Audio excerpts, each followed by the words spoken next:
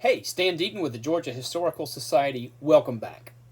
Sunday, April 12th marks the 75th anniversary of the death of our 32nd President, Franklin Delano Roosevelt.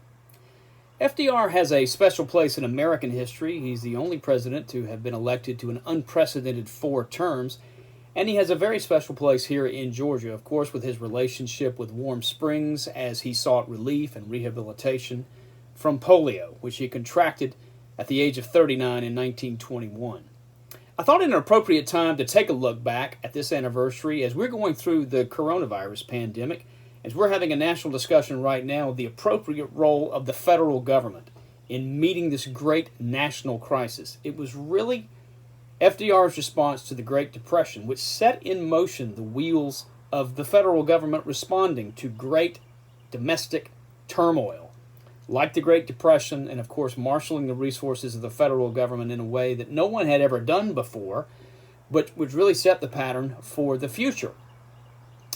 FDR was born in upstate New York to a very patrician family. He was born to wealth. He was the only child of his parents, and he was sent off to Groton. He was sent to Harvard, where he didn't do particularly well, but he didn't really have to. He came back and he was elected to the New York State Senate at the age of 29, and his political star was rising. He was influenced by his 5th cousin, President Teddy Roosevelt. He married Roosevelt's niece, Eleanor, and she would play, of course, a very important role in his life, politically and otherwise. Roosevelt served as the Assistant Secretary of the Navy under President Woodrow Wilson to great success through World War I, and he was chosen as the vice presidential nominee on the 1920 ticket with James M. Cox. They lost to Warren Harding, but Roosevelt's star was on the rise. But then polio hit in the summer of 1921, and he was never the same. But it did something for him that perhaps nothing else could have, in that it humbled him, it tempered him, it steeled him. His own personal fight with polio gave him the inner strength in fighting his own demons in polio. He said, when you've been in bed for 2 years trying to wiggle your big toe, everything else after that seems easy. He thought his political career was over. Many other people did.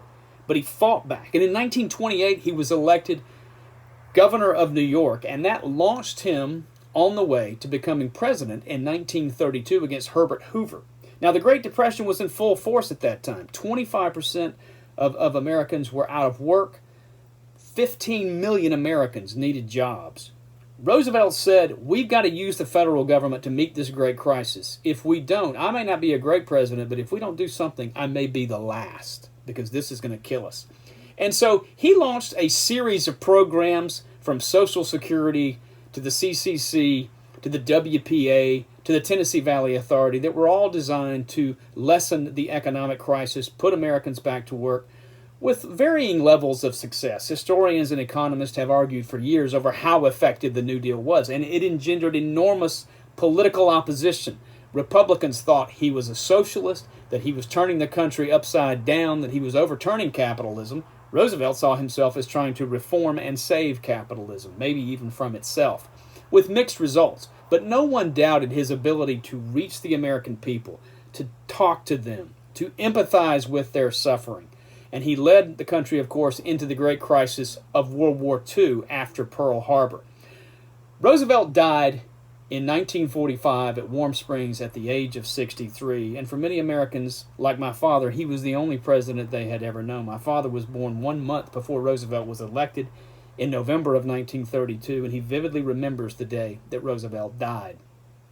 Roosevelt's legacy, his shadow that he cast over American politics and American history is a long one. Before Roosevelt, the federal government didn't particularly have an important role to play in great natural or economic disasters. We mentioned this in the flu pandemic of 1918. No federal response. After Roosevelt, Americans would look to the federal government to marshal the power and the resources that only the federal government has. It is a debate that has been ongoing ever since. It is a debate that we see right now being played out as we ask, what can the federal government do to stop the coronavirus, to help get the economy going again? It's a debate that stems all the way back to the New Deal and our 32nd president. It's an appropriate time to remember him and to talk about his legacy in American history. Stay safe, stay strong. I'm Stan Deaton with the Georgia Historical Society. Thanks so much for watching.